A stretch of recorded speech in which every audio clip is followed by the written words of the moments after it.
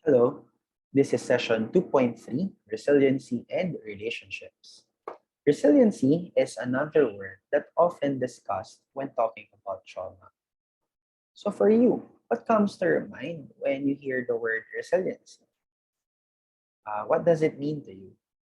Some of you may have thought of the word strength, power, but resiliency refers to a person's ability to cope with stress and adversity.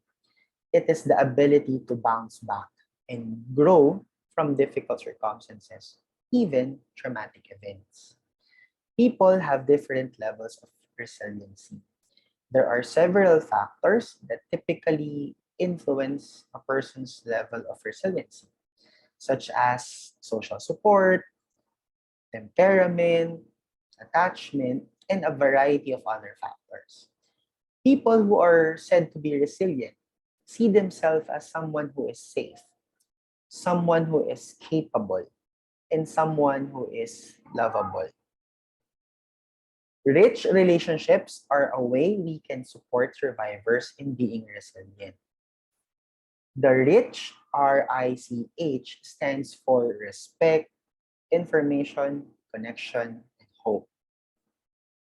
Respect speaks to how we see service providers engage with the survivors.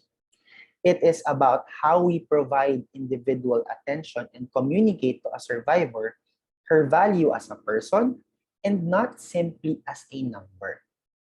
Respecting survivors means we break patterns of responding to difficult behaviors with anger and frustration in order to allow for a new dynamic to unfold. Out of respect, we commit to telling the truth, keeping our promises, including our organization's confidentiality, and listening to survivors' concerns. When survivors feel respected, they are more likely to respond positively. Okay? Although for some it may be a common sense, but to others who may not have an idea of what's really going on to these people, may not really show respect and even belittle their feelings or would just say na bakit? No? Questions like those. So for you as a service provider, here a question. What is a way you, in your role in the shelter, maybe a social worker, a house parent, a safety officer, how or what is a way in you that you might foster respect with survivors you work with? So how will you show that respect? Okay, so that's something to ponder on. Next is information. Survivors of trauma have lost a sense of safety that we can help rebuild through providing appropriate information.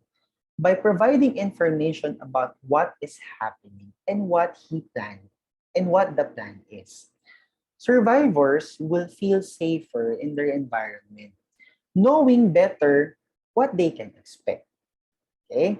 Additionally, letting them know your expectations of them allow them the opportunity to be successful, which can encourage more positive behaviors.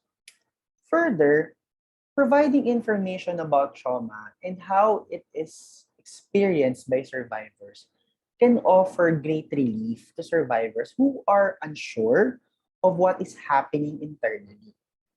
By explaining symptoms of trauma, survivors come to learn that their experience is a normal reaction to an abnormal event. They also have a right to know about the decisions which may impact their future. Are they going to stay there for a longer time? Will they be spending Christmas there? Will they be spending holidays there? How long till until they will be reintegrated to their families? No matter what age, informing survivors and even inviting them to be part of decision-making processes in some ways, can help in the healing process, giving that information to them. So as a service provider, a question perhaps to ponder on is how in your role as a social worker, as a house parent, or as an admin staff, how are you or how can you provide necessary information to survivors you work with? So if you are a house parent and a survivor approach you asking you, how long will I stay here? How will you respond?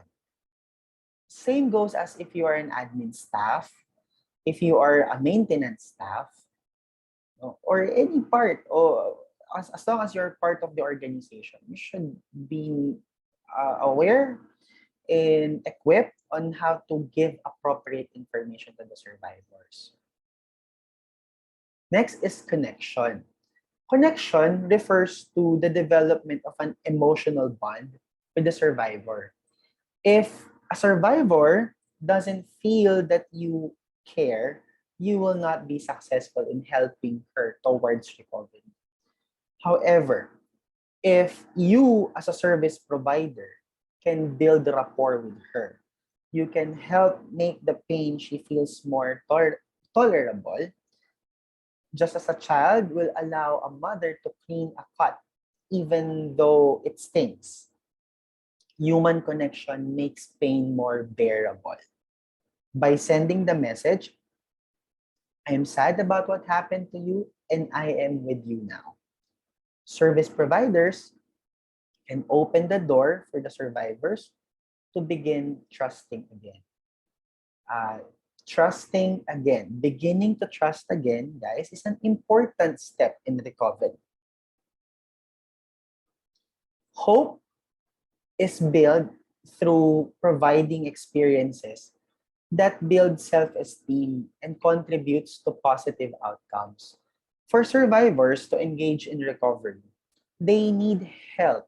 They need that hope of healing and relief. Service providers can help instill hope by helping survivors to engage in healthy relationships and achieve goals that make recovery seem possible. It gives survivors motivation and something to work towards. Okay? So for you, if you are a service provider, uh, regardless of your role or job in the organization, what is a way you in your role might foster hope with survivors you work with? Okay?